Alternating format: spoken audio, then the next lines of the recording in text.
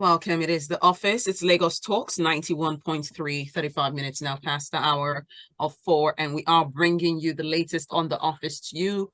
And as you know, this is proudly brought to you by the Chartered Institute of Personnel Management of Nigeria and Lagos Talks 91.3. Today, we are having our special guest, as we always do. And my guest today is a licensed HR practitioner and the managing consultant for Karemanz Consulting. He's very passionate about leadership development and very much passionate about people's analytics and metrics, talent management, global HR digitization, and the future of work. Now, he has over 34 years of experience spanning across sectors like banking, human capital management, administration, consultancy, lecturing, facility management, facilitation, and mentoring. He's an author of the book titled Talent Management, an Enabler for HR Value Creation. Now, he's a fellow of the Nigerian Institute of Management, Chartered, and a fellow of the Chartered Institute of Personnel Management of Nigeria. Ladies and gentlemen, my guest today is Mr. Mansur Adekunle, FCIPM. Welcome to the office, sir. It's a pleasure to have you join us today. Good evening. Good evening. Thank you very much. I'm happy to be with you. Thank Absolutely. you. Thank you for joining us today. Today, we'll be talking about the do's and don'ts of performance management. Performance is very important, and managing performance is also very important. It's very good to evaluate, to reflect, to track the metrics of performance to make sure that it's meeting the right objectives or goals of an organization. But for the purpose of clarity, in your word, what is performance management? Okay, once again, thank you very much. Simply put, performance management is a process by which the performance of an employee is being measured and evaluated against predetermined standards and objectives for a particular period. These objectives are also known as key performance indicators. And usually and mostly they are always agreed upon by the manager and the employee. That's what performance management is all about.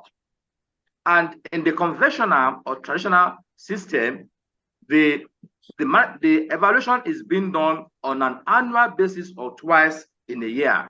That's what we've been doing before. Thank you. All right, thank you. So is there a one-size-fits-all performance management system, or should organizations identify and adopt what really works for them? I must state simply that there's no a one-size-fits-all performance management system. Every organization must identify and adopt the appropriate strategy that will suit the organizational structure, culture, and the business needs. Obviously, the system in a customer, let's say in the service industry, cannot be the same in the manufacturing industry. Each organization must have its own system. And in this conversation, I will share with you the result of a survey by Accenture Company on performance management.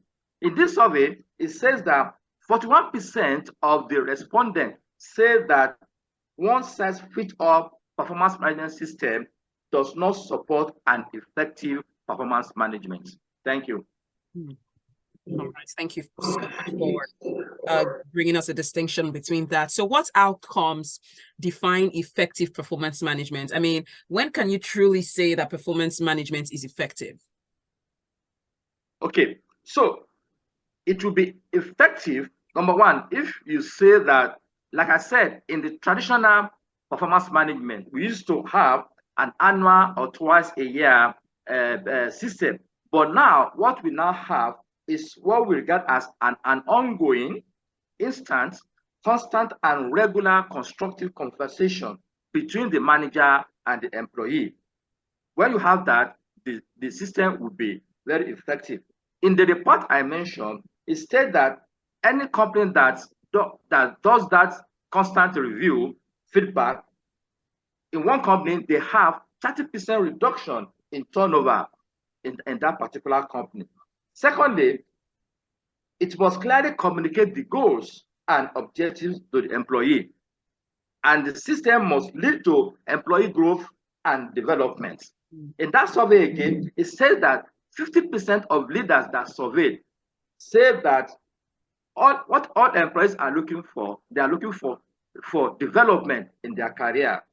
Then it must also align performance management goals to the overall organizational business and objectives. Also, for it to be effective, the performance management goals must be based on the acronym SMART, S-M-A-R-T, which means that S for specific, M for measurable, A for achievable, R for relevant, and T for time bound. And lastly, when you have all these things, then you say that the performance management system is actually effective. Those are the things we need to do. All right, thank you. So what are some do's and don'ts of effective performance management? You may give us maybe 3 or 4 do's and don'ts of each. Okay, that's fine. For many HR professionals listening to us who might be joining the industry newly and would love to implement changes in their new organizations, they might be wondering, okay, where do I start? What can I do to make the right step towards creating an effective performance management? So maybe you can give us 3 or 4 of each do's and don'ts of effective performance management. Okay, the first do starts from the fact that for performance management system, we must always start with having the company annual business plan and objectives, which will now be cascaded to all the departmental and individual objectives and targets. That is number one, and it's very, very important. Then you must provide timely communication of performance management systems and plans to the employees and obtain buy-in from all the concerned stakeholders, such as the CEO, the line managers, and the HR. Then the third one, which is also very, very important, you must provide prompt feedback from performance management, which must be given to the employees, which may be in terms of promotion, salary increments, identification of training needs, and areas where the employees need improvement. These are necessary tools one must do for an effective performance management. Then the don'ts. Yes.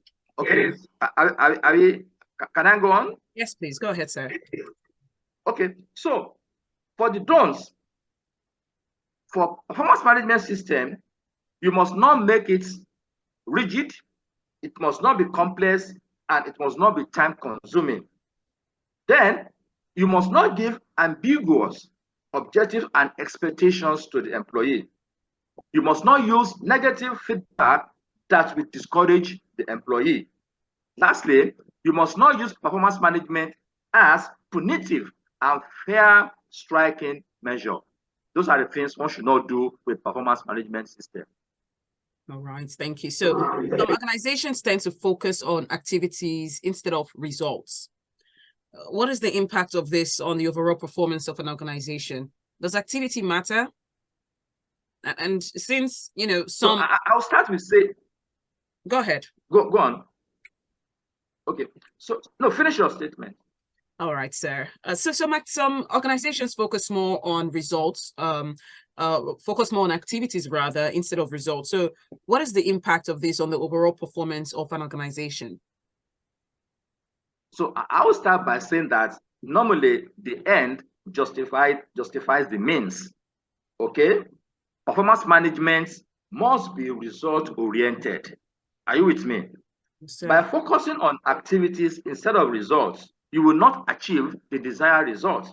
So what you are going to have instead of that is that you make the organization to possess actively disengaged employees.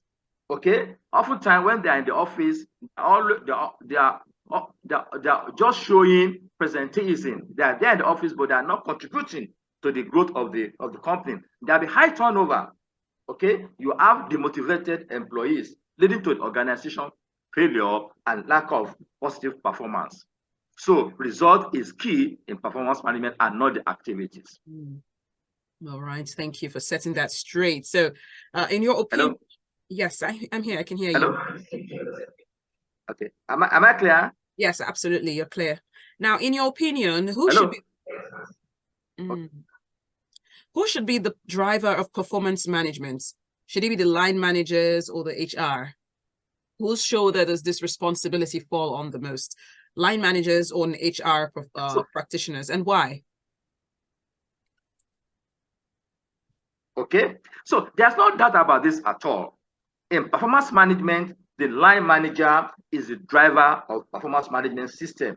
This is based on the reason that the line manager is the people manager. He or she is the people manager, is the one that is closest to the people and responsible for the effective performance management system.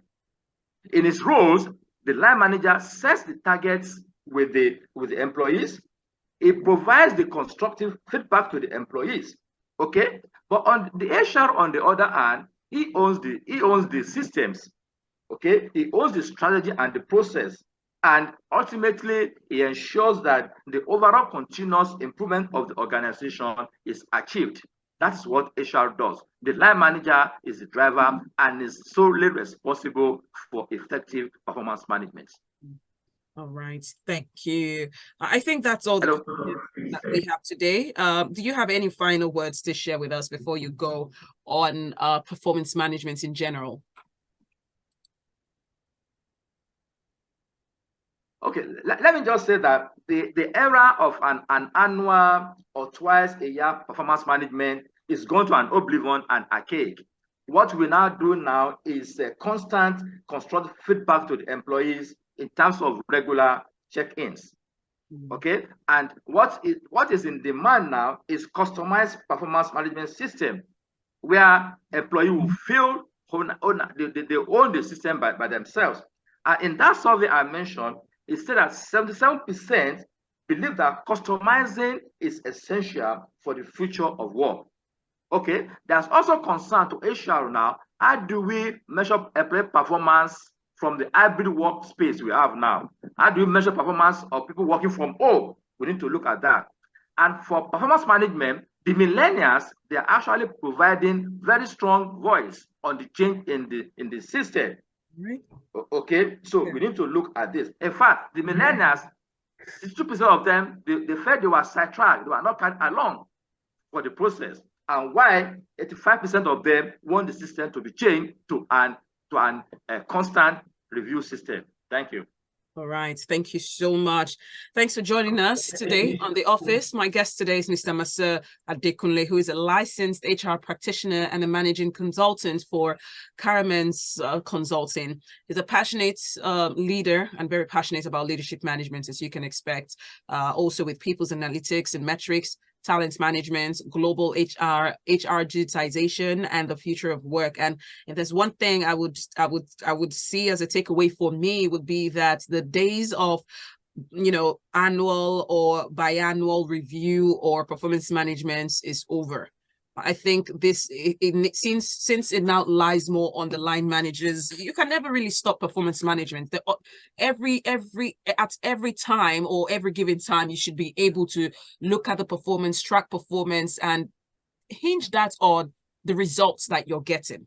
I think that's the main driver instead of activity. So thank you so much, sir, for sharing all of this knowledge with us. We hope you can join us back next time on The Office when we do call you again. Yes. Have a beautiful day, sir. Thank you very much. Have a blessed evening. All right.